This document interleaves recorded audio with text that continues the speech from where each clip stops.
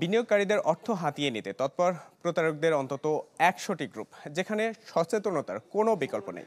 মঙ্গলবার সকালে এক সংবাদ সম্মেলনে এসব কথা জানান ঢাকা স্টক এক্সচেঞ্জ ডিএসসির ভারপ্রাপ্ত ব্যবস্থাপনা পরিচালক মোহাম্মদ আসাদুর রহমান।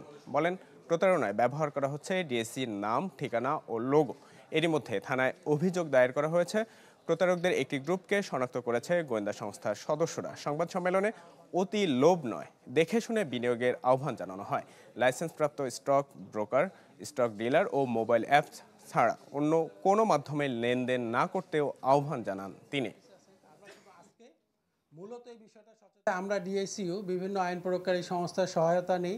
ওনাদেরকে আমাদের কাছে যতগুলো সম্ভব ইনফরমেশন বা তথ্য ছিল সেগুলো দেই। বাই দিস টাইমে ল এনফোর্সমেন্ট এজেন্সিও আমাদের কাছে কিছু ফিডব্যাক দেয়। একটা দুটো চক্রকে অলরেডি ফাইন্ড আউট করেছে এবং তাদেরকে নিউট্রালাইজ করার চেষ্টা করেছে।